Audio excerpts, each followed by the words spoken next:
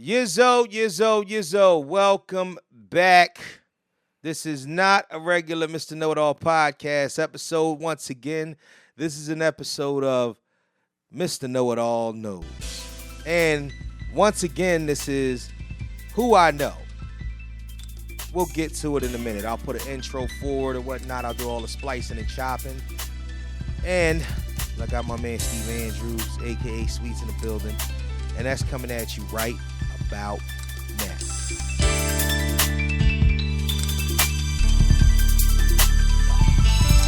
I'm like the sound that the wind makes when the doors open. The answer is anybody focused on poetry in motion. Motion, like poetry in motion. Motion. I'm like LeBron from the baseline when the score's smoking. The savior. Is anybody hoping the poetry in motion? Motion, like poetry in motion. Motion. All right. We are here. Talk a little shit. You know what I mean? With another special guest in the building. My man. So, all right. So I know you by your government. Now, if you want me to call you by your government, I already did it. But you know what I'm saying? You call me by my government. You know what I'm saying? So this is my man right here. This is Steve Andrews or whatnot. And I just told you years ago that I still need to figure out if we're related because I got Andrews in my family. It's crazy. You know what I'm saying? Still got to try to figure that out or whatnot. But they know you were Sweets. This question is actually off the record. Why they call you Sweets? But it got to be off the camera. Oh, all right. Never mind then. I tried to get an off the record joint on the camera. Now he said it got to be off the record and off camera. So they'll tell me later. Unfortunately, I can't let y'all know. Right. You know what I'm saying? What it is or whatnot. But what's up with you, man? How you feeling? Oh, man, I'm happy to be here, man. I'm not a special guest. I'm just a guest. Yeah. You hype me up. You make me feel. Nah, man. Nah.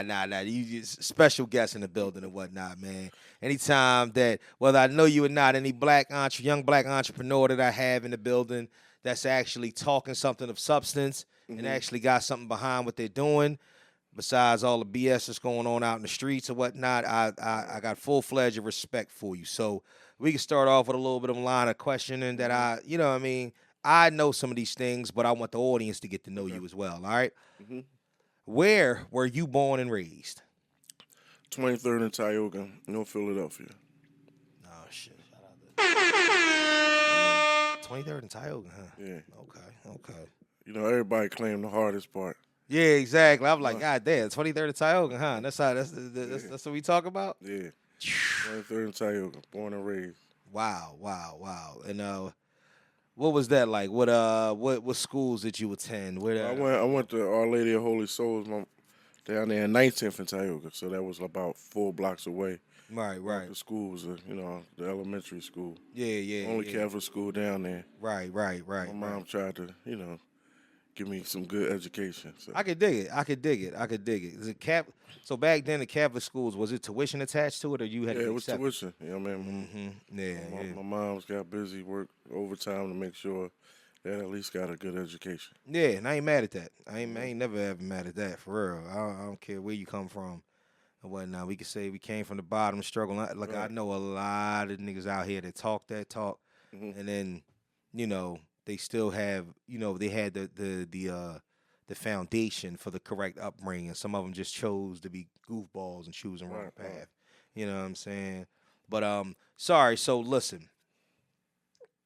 Before I ever knew that you were actually an entrepreneur, a lot of people don't even know that you're an entrepreneur, you know what I'm saying, at your own spot or that you own your own spot. Mm-hmm. They know you as the DJ. Right. Mm-hmm. So DJ name, and when did you become a DJ? I was 14 years old. My cousin Tracy, shout out to my cousin Tracy. His name was DJ Sir Thorough. Right. And his group was the Grandmasters of Funk, so they I used to see him do his thing, and I wanted to be like my cousin. So I learned from him, yeah. Mm-hmm. You know what I mean? What years was that? Oh, man, you talking about, this had to be about 86. Damn.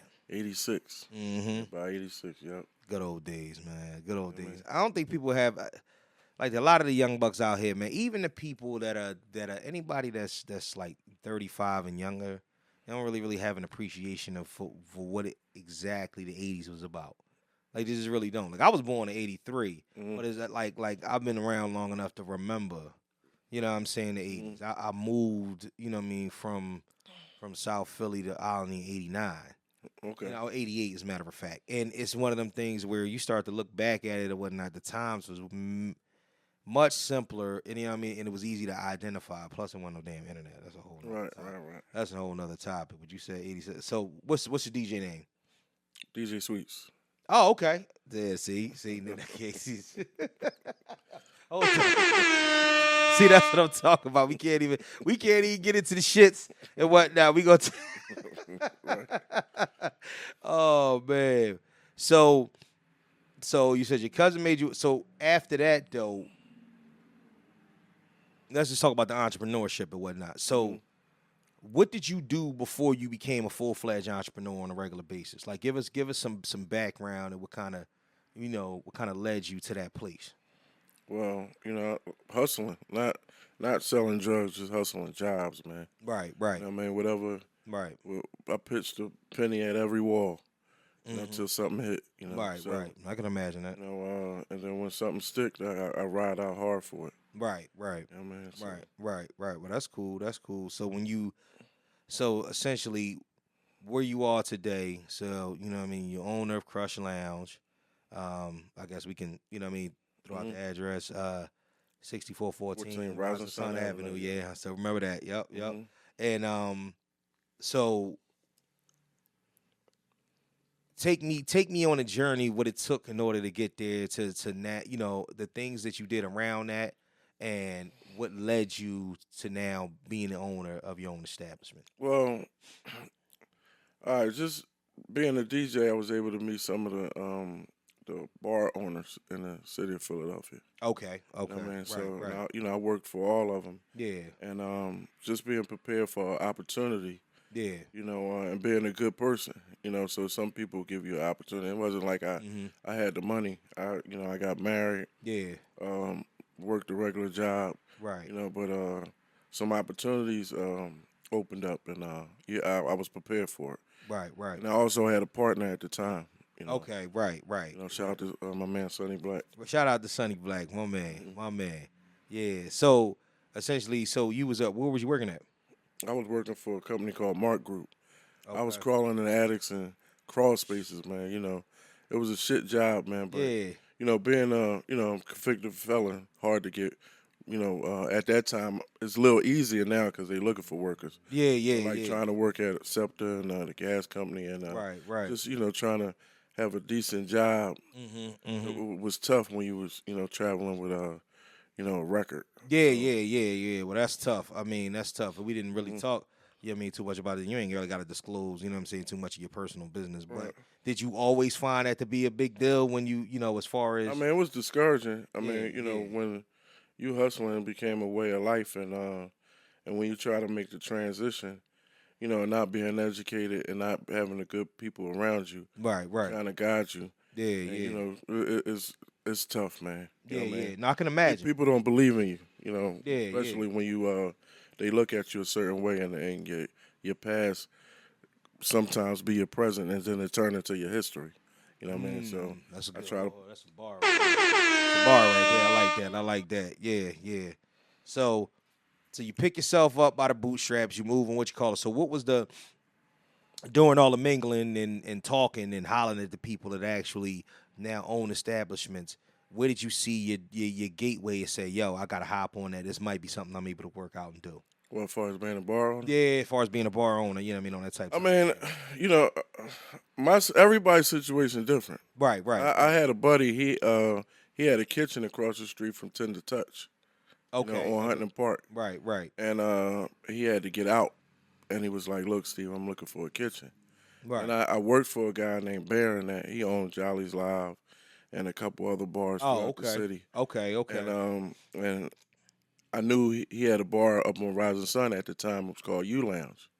All right. And I was like, damn, well, my man need a kitchen. Yeah. I'm going to connect. So let me connect the dots. Right. And and he was looking to sell it. Oh shit, the whole bar. Yeah, the whole bar. Okay. Rather than just to get into the kitchen, he was looking to sell the whole bar. Okay. Right. Yeah. So because money was short, so Yeah. we had to link up with a couple partners to make the money right. Yeah. And that's when my man Sonny Black stepped up Right. with some paper. And we initially we had all started with 4 of us. Okay. But partnerships sometimes don't work. Don't work. But no, but so it's crazy because that's actually an element that we never really that I've never really talked to any other entrepreneur that I've had on there has talked about. Not just failure, but failure before and even failure after. Actually, you've got your establishment going. But what about in the midst of something that's floating, but it involves other people? So how do you deal when we start talking about situations where it's just 4 partners, but now you're the solo guy? How do you deal with that? Like what are those conversations like? Well, initially what we did was, we split the partnership, and even though it was 4 of us, yeah, we split it 2 ways. Sonny and I'm a DJ, he was a promoter. right, And the 2 guys, Chef Ali and Malik, they were cooks. So y'all go ahead, take the kitchen, right, and we'll take the bar. right. You know, but we were good at what we do, so we'll pack the bar out. And the kitchen would make money, but it didn't make as much money as the bar. Got you. But let me say this. Shout out to Malik. Malik, he now owns a kitchen at Broad and Island, so he's doing his thing. Oh, okay. Shout out to Malik. Yeah, that's Well, he kept it a bean. He said, look, Steve, I'm seeing you guys, make some good money. Yeah. And I'm not making as much. Right. I'm feeling some type about it. Not hating. But it's just keeping it a bean. No, friends can do that. Yeah, absolutely. Listen, I dig it. Yeah. And he said that, he said, look, I'm gonna go ahead and step out and do my own thing because, I'm not a part of that, and I could have been a part of that, and I missed that opportunity. Right. And I'm feeling some type of way. So instead of walking around with this feeling about, not making a good decision at the very beginning, I'd rather just opt out because we friends.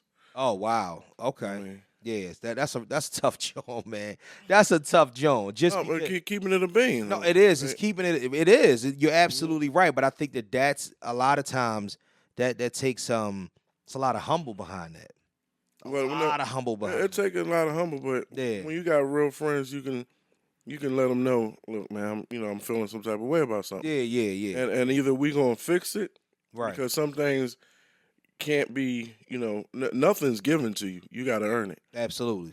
He knew he couldn't be on that side of the street because he was a cook. Right. Chef. I'm sorry. Yeah. No, it makes sense. It makes sense. So when you finally got down to brass tacks, like how long have you been the solo guy there? It's been a year and a half now. Okay. We had the bar for 10 years. Right. So it's been a year and a half now. You find it a lot more difficult than it was before? No, it's pretty much for me. It's the same thing, man. Anything I'm on the block hugging it. Right. The nightlife is now very different in the city of Philadelphia. Yeah. It's just people don't have disposable money, so you gotta shake hands, kiss babies. Right. You gotta be a good boss, you gotta understand the personalities that work at your establishment. Right. In the whole 9 yards. So yeah, no, absolutely, man. Shout out. You gotta have a lot of patience. You know what I mean? Yeah, yeah, absolutely. Like you said. Yeah, definitely on that tight time. We got here. So tell me, based upon kind of what we was just saying and whatnot, what are the top 3 specific challenges that you have right now at being an owner of Crush and just being an entrepreneur in general? Well, just in the bar business, when you're dealing with wine and spirits, it's called spirits for a reason. Because that liquor bottle, every liquor bottle got different spirits in it. Right. So you got to be able to recognize those demons. Yeah. Sing to them, lullaby them, because people can get a little bit crazy. Yeah. You know what I mean? And also, it's a cash business, so you got to have people around you could trust. Yeah. Especially when it comes to the bartenders. And you can't never really fall back. Right. So you always got to be on deck to ensure that trust is enforced all the time. Yeah, that makes sense. That makes sense. And also, what do you feel? You feel like just making the people that work for you and around you aware that you understand what's going on and everybody is on the same accord. Is that you feel like that's one of the big tickets to everything? Well, one of the big tickets is I'm loyal to my staff. You know what I mean? And Right, right. it's not. I don't want them to be where they at. I don't want them to stay where they are. I want them to level up. So any dreams and aspirations that they have, Yeah. you could bring that to me, and I hustle harder to help you achieve those dreams that you got. So everybody else, like, Stax is one of my bartenders. She's a comedian. Right, My right. thing is to power her. Same thing with my man Ali Chef, Bob Grills and other restaurants. Right. So everybody that's around me, I'm there for them just as much as they there for me. That's what's up, man. That's what's up. That's actually a good look. So you consider yourself now let's get down to brass tacks on this situation. You consider yourself a business owner or a black business owner. Now the reason why I say that is because there's a whole lot of riffraff when it comes to, the black on black motive when it comes to doing anything. Now, I know a lot of times we don't like to pigeonhole ourselves into one situation, but if I say to you, is the title in saying that you're a black business owner or a black entrepreneur, or more just generalize yourself as a business owner and entrepreneur? I'm gonna say a black business owner, and the reason why, because I'm making my business to support my brothers. So if they before I outreach to anybody else, Right, right. this is something that I personally do. Like, if you got a clothing line, let me wear that and let me support you inside of my bar. Right, If right. you selling anything you got going on, I want to support you, and I want that support back. So I'm consider myself a black business owner. Right, right. And like I said, it's just it's tough, man. Black support. Yeah. It's hard to support blacks sometimes, and I'm not saying niggas, excuse my language or whatever. Right, But right, some right. people could do nigga business. All right, explain that. Run that down to me. Like what do you think the difference between that? Listen, if we're gonna talk, we're gonna talk or whatnot. Like the difference between, because dog, we in an age now where, after the pandemic, shit No, well, let me break it shit down. went the way the shit went. So you tell me what the difference between what you feel like black businesses and nigga All right. businesses. Yeah. Nigga business is when a person is doing business with you, but they all about themselves. They don't give a fuck about you. Oh wow. You know what I mean? Okay. That's nigga business. Like, yo, what can they always get out of it? Right, And right. and by any means necessary, which it can have something to do with the doom of the business that you got. They so busy worried about themselves, everything else could fall down. But when you do black business or good business, you build everything up around you, and it's a more solid foundation. Okay. Nigga business tear shit down. Real business, good business, build shit up. But unfortunately, there's a lot of selfish people that don't know how to collab with people and want to see you win just as much as they want to see themselves win. Wow. Wow. Is it easy to kind of spot them type people? Yeah. Niggas is all around. You know what I mean? Like they everywhere. So Yeah. it's not hard when you deal with them your whole life. Right, right, You know, right. and the crazy part is it ain't even about, like, in certain situations you can be a nigga too. You know what I mean? Like it ain't all about pointing fingers and say, oh, this person. Sometimes you gotta check yourself and be like, you know what? In this situation, I was acting selfish. Yeah. You know what I mean? Let me fix that so I could be a better So person. Go ahead. So one thing that I've kind of figured out and whatnot, and it's a lot of, like, it's been a whole thing where people like Wallow and people like Wallow have been stepping into these rooms, right? And these rooms are supposed to be under the pretense and under the notion that it's sophisticated, and it's about black business, and it's about black art, and it's about black people uplifting black people in order to do it. I think that a lot of times the differentiation comes in with the black tendency. Like we have a tendency to do goofy shit, or maybe shit that's just out of the I don't want to say status quo. I want to say something that made a habit that we need to kick. How about that? How about I say it that way? Certain habits need to kick. Mind you, I seen it. I woke up this morning or something where I'm seeing Wallow talking to somebody else. And Wallow does these panels. Like I went to PodCon last year. He does a whole lot of panels where he's trying to put people on the game. It's not a whole lot of detailed information that they could talk about. But telling them, he was like, yo, like y'all in here and y'all here talking in the background.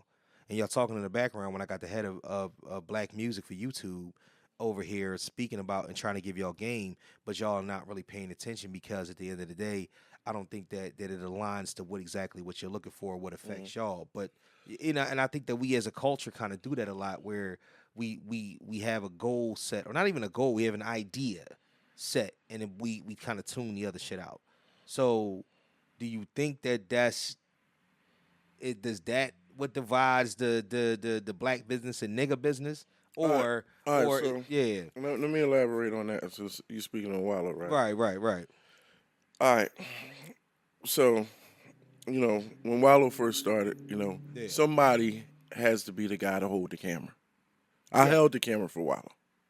You know what I mean? Right. So you know what I mean? Yeah. Now, it was never no plan, like, because I'm pretty sure at that time, he didn't think it was going to be as big and magnificent. Well, no, Wallow probably thought it was going to be as big and magnificent as it is. But, sometimes you got to say, look, I'm going to get here.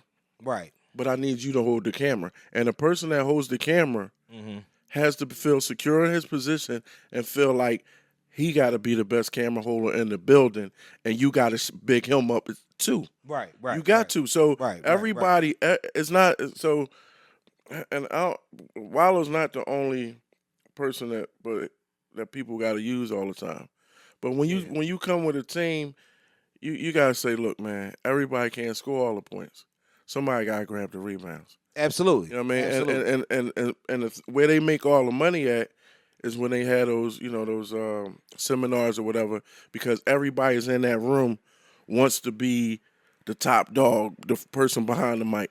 Right. But there's no seminar for the people that surrounds the room, that push the buttons, holds the camera, I see. Promotes. Right.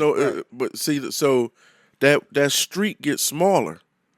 You know what I mean? But we need to learn that is opportunity and in that. So you mean opportunities in the different waves that actually help support whoever's in front, the front line? Yeah, you build your team. You got so when we talk about nigga business, once again, if somebody comes to you and you got a plan, right, and I say I need somebody to hold the camera, yeah. You know what I mean? And he'd be like, no, I don't. He holding the camera, but he want to be you. So now you feel that vibe. Yeah. Damn, I feel this guy not really, happy for us. Yeah. Or happy for me. Right. I'm happy for us. Yeah. But he want to be you. Right. I see what you're saying. You understand what I'm saying? Right. So you think is, dude, that like because you and most of us can't get off the ground. Yeah. You know what I mean? Like because you gotta Michael Jordan A and you got a Michael Jordan B instead of having a Michael Jordan and a Scottie Pippen. Yeah. You know what I mean? But you know what I think a lot of that stems from a lot of this stems from being on ground level with people in the community. Like we don't have. Remember, we used to have your old head would be the one to kind of would be the one that kind of helm a situation. They would be in front line it before anybody else, and then people can follow suit because they have that sort of respect for them. The problem is that when you can look somebody in the eye, automatic indications is the person feels like they're on your level, and it's not and unfortunately, it's levels to this shit. It's always levels to this shit. Yeah, but see, at the end of the day, who's the judge on who's on a person's level? If you just said out your mouth, oh, this person might not be on my level. But then who's to say that person ain't better than you? But that's also I look at it like it's also about the person that's at the forefront.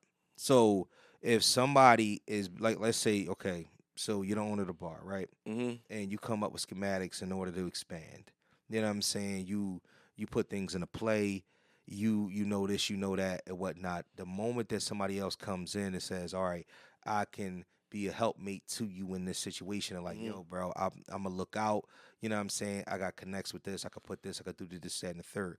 Cool. But at the end of the day, if it's just still your name on the lease, still your name on a liquor license, still your name that's helming the situation, it's not saying that they can't be a part of it. But that person comes forward to you now and says, "Yo, I want to be you, or I want to be where you are. We next to each other." You like, you came along and you added value, but you wasn't shooting in the gym. You have to. We have to. Yeah, but to you find a way said to something even earlier. kill. You said something earlier. See, there's levels to this. Right, right. You know what I mean? So if I see something in you, Yeah. and you're gonna help me, Yeah. help me go to another level, so you can have my spot. But see that. You understand what I'm saying? Boom. I'm glad you said that, because that's where the misunderstanding comes into play. People don't look. They don't look at it that way. They look at it as if that the moment that I get to where you are, wherever you go, I go.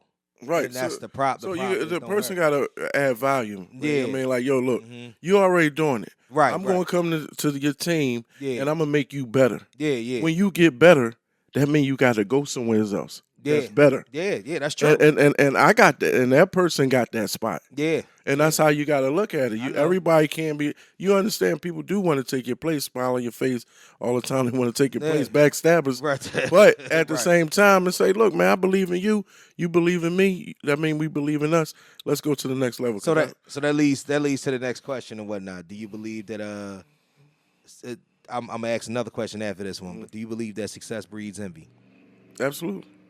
I mean, how envious? How bad does it get, and how close is the envy? Man, the Bible tell you every day, man, when Cain killed Abel, Yeah, he never when lied. Judas sold out Jesus. That's So true. if it can happen to them, who the fuck am I? You know what I mean? So anybody, But see, right. those are the lessons to learn from. Yes. Yeah. So you can navigate through your way to your purpose. You know what I mean? So yeah, you going, and if you don't have them, you ain't doing something right. You know what I mean? So the envious people, the people that dislike you and hate you. That's a rough joint, though. So you saying that? So envy is in itself inherently not a good thing, but in order to kind of prove the fact that you are being successful, envy follows. I mean, it's just part of the game. Damn. You know what I mean? It's just part of the game.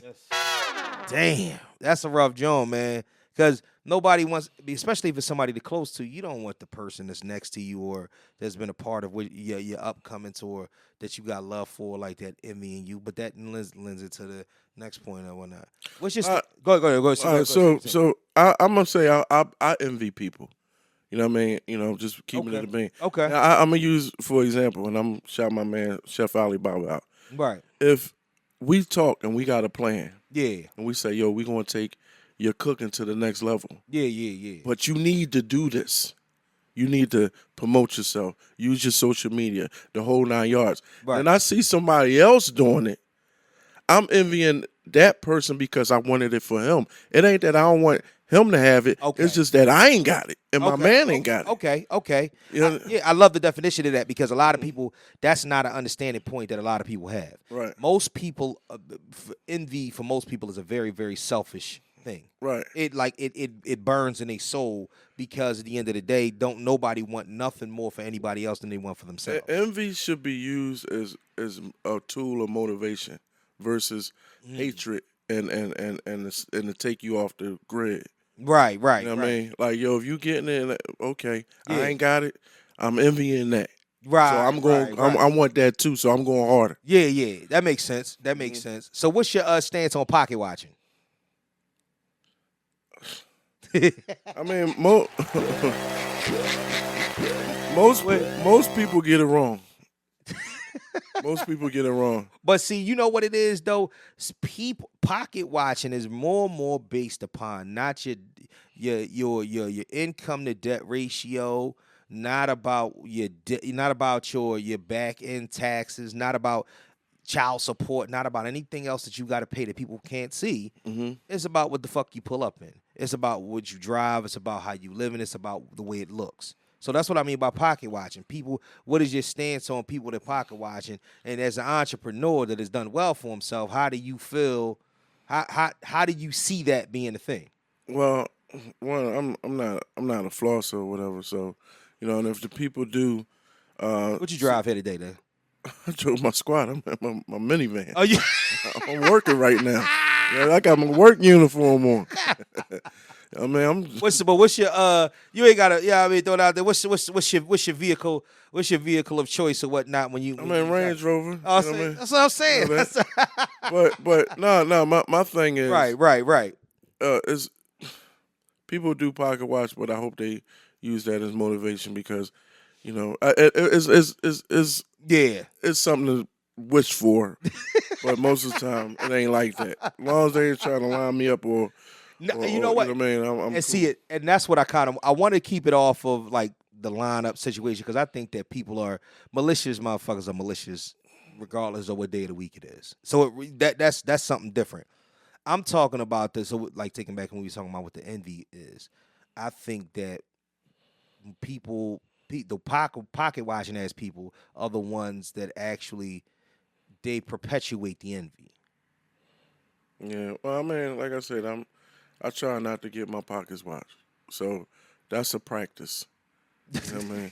Right. So if you come from the pocket watchers and the chain snatchers and all that, you kind of know how to navigate. I'm 53 years old. Yeah, to kind of move navigate through it. Right, have an So understanding. those I don't worry about those people. Yeah. Do you pocket watch?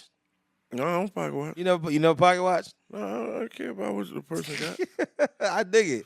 I dig it. Now I ain't mad at that and whatnot. I try to stay away from it as much as possible or whatnot because, like you said, the majority of the people are wrong. Like you can see one thing, and you know what I mean. Yeah, and 9 times out of 10, they don't have it.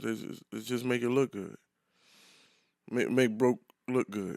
Spend a lot of money to look good. That's nigga business right there. That's nigga business right there. Be driving around with a $2,000 Bentley note and don't be struggling to pay that. Struggling like a motherfucker. So, how do you feel about the statement Philly does not support Philly?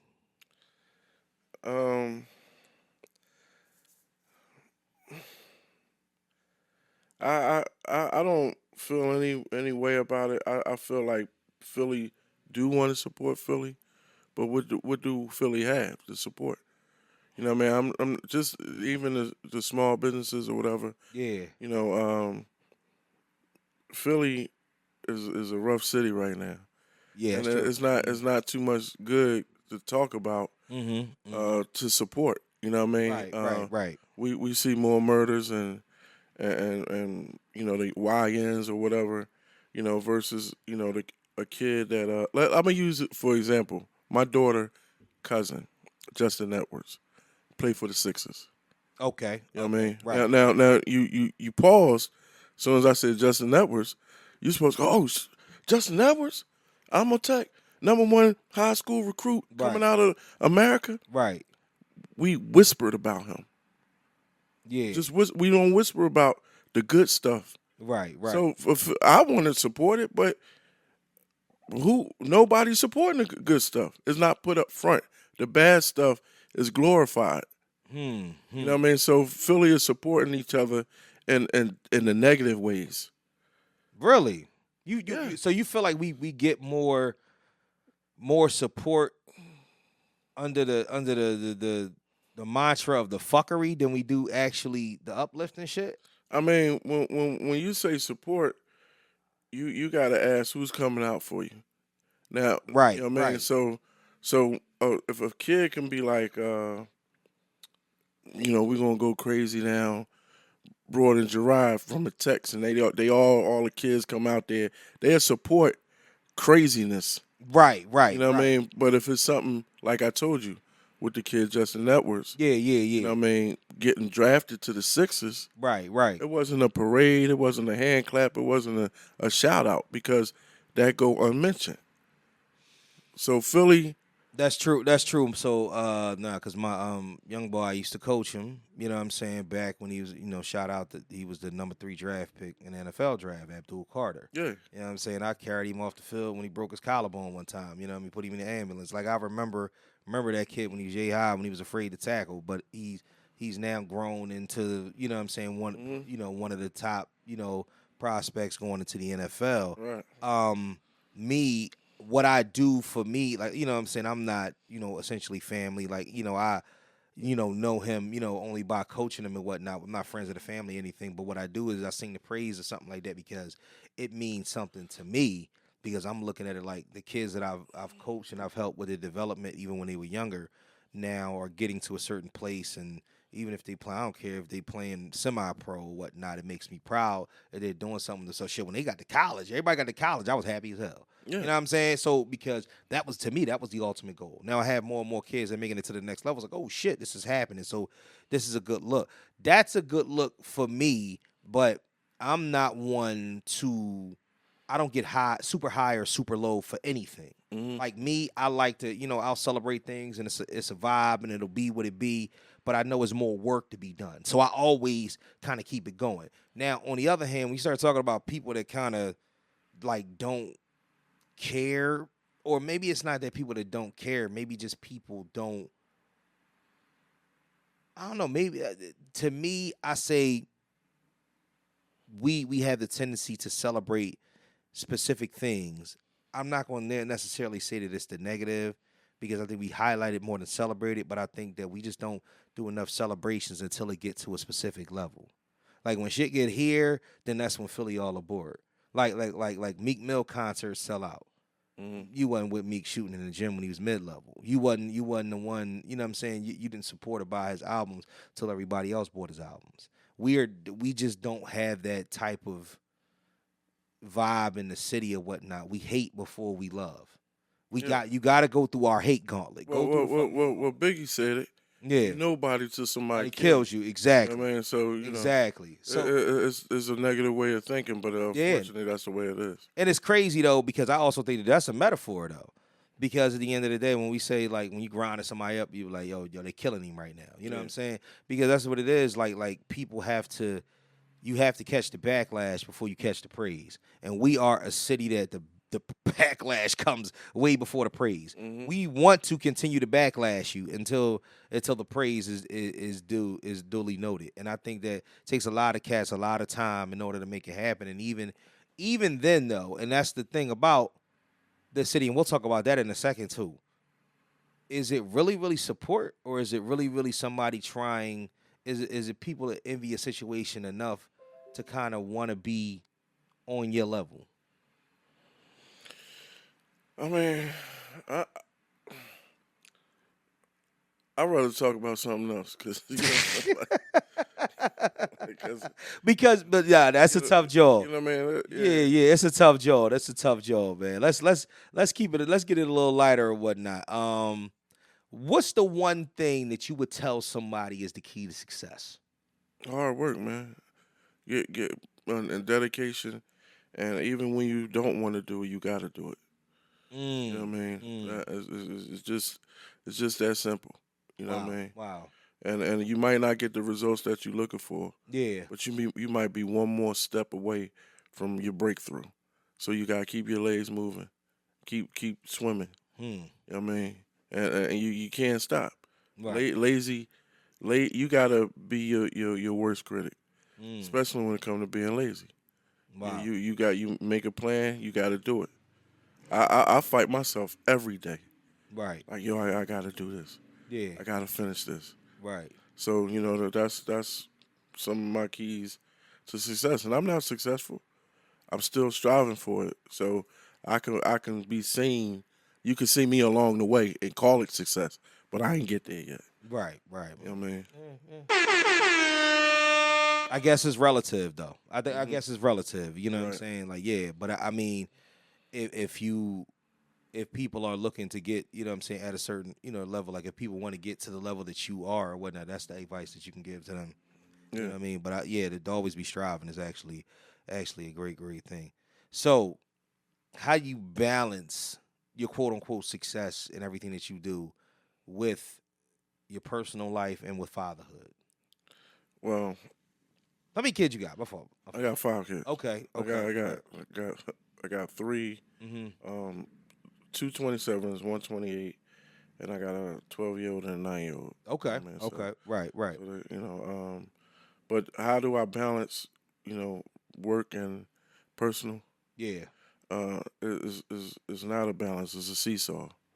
Yeah. You know what I mean? Right. So, unfortunately, when you work, Mm-hmm.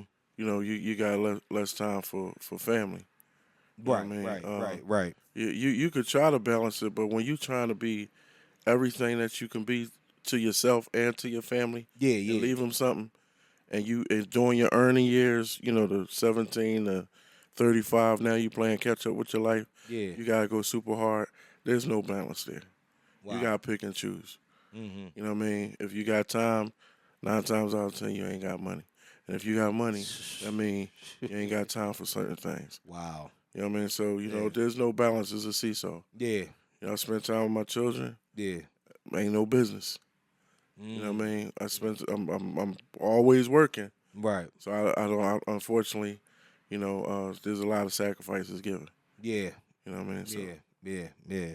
Is it I mean the older ones, I'm pretty sure that they understand that. What's the best way that you approach kind of, making the younger ones aware of what it is? You know what I mean? Do you try to instill that type of hard work in them so they can have an understanding of, what you do on a regular basis? I mean, they pretty much understand, and one of the best decisions I ever made for my children is just to have great mothers. You know what I mean? Yeah, how about Yeah. yeah. Now they not Right. the mothers that'll be like, oh, your dad ain't shit. He not there. He not doing this. Right. They like, yo, he out there working, and I make sure they all got. Yeah. You know what I mean? So the sacrifices come with rewards. Absolutely. You can't have everything all the time. Yeah, that's true. You know what I mean? But you got to make sure you got something when you got to have something for your efforts of not being there. Yeah. If you're not there. Yeah, you're gonna have mad clips in this joint too. You're gonna have mad quotables. You know what I mean? You work you at the quotable. um, so what do you feel like is the best thing about fatherhood? Best thing about fatherhood. With Father's Day coming up and all that. Best thing about fatherhood, man, is just seeing a piece of you and knowing that you leaving something behind. As far as that came through you. Right. You know what I mean? Right. And fatherhood for me, especially with my girls, man. It's just trying to be the best example to them, and ain't nothing like loving something that belong to you. That's true. Without it can't be taken away. That's true. So which means I gotta protect, provide. Yeah. And play my part, even if it's in absence. You know what I mean? Shout out to that. Shout out to that, man. Shout out to the fathers too, man. Like, it's I was just talking about it being it's actually it's Men's Health Awareness Month.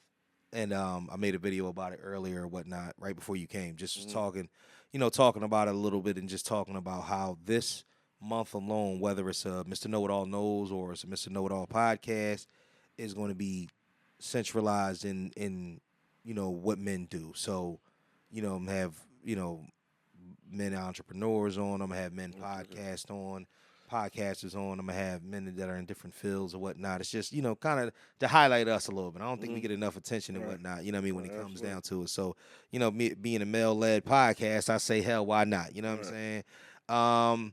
Let me see. So the last thing that I'm gonna ask you, especially that I've been just keeping on what we talking about with that. What's the most challenging thing that you deal with on a regular? I was just gonna ask you about fatherhood, but I think this is a big one right here. What is the most challenging thing that you deal with on a regular basis when it comes to everything that is wrapped up into your life? You know what was challenges for me, and this is kind of some things that I deal with. Right. When things are going good, I worry. Really? Yeah.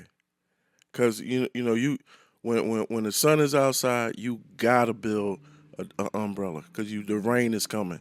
Mm. So my thing is not that it's not a paranoia thing. It's just that to enjoy your rewards, you got to have a struggle. Right. And the struggle, is I have some big ones in my life. Right. And can I stand and endure some more struggles? Mm. So I don't expect things bad to happen. Right. But I do prepare myself to anything coming my way. Right. And that's some of my insecurities. Yeah, if you want to call it that. It's just that in my life, I'm not gonna say in our culture. Yeah. A lot of time when you think it's too good, Right. it's not. So you gotta just be careful. Right. You know, man, I'm very careful. So you just saying just don't get too comfortable. Never too comfortable. There you go. Damn. Never too comfortable. And as long as you're not comfortable, you're gonna keep moving, and you're gonna keep getting better and better and better and better. You know what I mean? So yeah. Shout out to that, man. Shit. That's some good shit. All right, quick fire, real quick, and we gonna call this Steve's favorites. All right, quick fire. You give me an answer and let me know why. All right, you ready? Mm-hmm. Your favorite song? Favorite song? Yeah.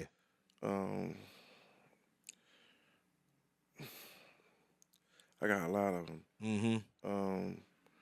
I'm a big Raheem DeVaughn fan. Okay. You know what I mean? Believe. He got a song named Believe. And why is that? I mean, because he real personal with that. Right. He's telling the young lady, I know you've been through a lot. You've been with a lot of men, and they knocked your trust down. Right. He's saying, just believe in me. I won't let you down. I hear that. That's one of my favorite songs. Raheem DeVaughn, Believe. I ain't never heard that. Maybe I've heard it, but I what you call it? I'm gonna have to. Is it worth listening to? Yeah. All right. Definitely check that out. All right. Favorite movie? Scarface, man. It go without a doubt, man. You just watching the guy struggle and get it all and lose it all. You know what I mean? It's just, man. What you think happened? Was his moral compass at war with his with who he really wanted to be, or it was just? One is a movie. Still. Yeah, but I mean, but it was a well put together movie. It was, and Scarface just show you, right? You gotta greed will empower, will change who you are and have you looking at everybody that you love different. It's true. And control come with that. That's what was wrong with Scarface. Yeah. His own homie loved him and loved his sister. Right. But he couldn't see past that because he lived in a world of chaos and mess. So he couldn't handle it. Right. So that's one of the movies that whenever it come on, you watching the whole thing. Yeah, I watched it probably 1,000 times. Yeah, that's it. It be in the middle of the movie. I'm like, stop. You know what I mean? Stop what you're doing. Watch it. Favorite TV show? I like Breaking Bad. I wish it would come back on. I like. Let me see. I like all the 50 joints. Power. All the Powers. Yeah. You watched all of them. Yeah, I watched Raising them all. Canon or what? Yeah, I haven't watched them since the original. I like those shows. Yeah. Okay. Okay. So I'm a big Judge Mathis fan. Judge Mathis. Yeah, I like Judge. That's my man right there. They call everybody a crackhead. Yeah. All right. So, favorite rapper? Drake, man. Really? Yeah. Listen, I ain't mad. So Drake. So why? Let me ask you why though. Why is Drake your favorite rapper? Because he do what he want, and other people do what he in every lane. So he wear all the hats. Right. So he a rap pop icon. You know what I mean? So him being multifaceted is to you is what takes him over the top, past everybody else. He do what he want, man. Behind that mic. Right. He'll sing to you, rap to you, battle you. Right. Disrespect you. Uh-huh. You know what I mean? He get every woman he want. Mm-hmm. Drake I guess, yeah. I mean, I said is listen. I fucks with Drake, man. No, because it's a theme to what you're saying, and what they're saying is like a symbolism to success and whatnot when it comes down to it. Yeah, Like when somebody rap a song, their hottest song is about you. Yeah. Oh. You bigger than life, dog. You just know that they're forever going to be intertwined now, though, right? You know. Well, he got to thank him. Like, and listen, and I you, Drake. I get it, but I also think that Drake. So here's the thing. You're right in that, but from this day forward, like even before then, we didn't have to intertwine them. The problem that happens is that even if you love Kendrick on his own level and love Drake on his own level, they both could have existed separately. But when you intertwine them, you're right. There are there are a little bit more advantages for Kendrick on that side, but I don't see a lot of advantages for Drake. So now, the only thing that happens is that they will forever be intertwined. Yeah. So, I mean, yeah, shout out to that. Now, I understand what you mean. All right. Last but not least, on the Quickfire, your favorite sport? Boxing. Ain't nothing like two people just going at each other and may the best skill and will win. So, you ever boxed? When I was a kid, Oh, I had a couple okay. amateur fights. Yeah. So the thought process of boxing, or just the thought process of entrepreneurship, does it remind you anything of boxing? Is that more like your battle? Are you feel like you battling with something head up, like kind of like in a boxing ring when you taking on the world with you know the thing about boxing that's so special and unique. Mm-hmm. When a professional get a fight, right, he has to train and dedicate himself for 8 weeks. Go to camp, eat right, train every day, multiple hours a day, right, for 30 minutes under bright lights. Right. You know what I mean? That's true. You know, and dedicate his whole being during his season of being a professional athlete, right, a professional boxer. He got to dedicate that season for 30 minutes. Wow. And that's the type of work you got to do, right? You know, to be successful.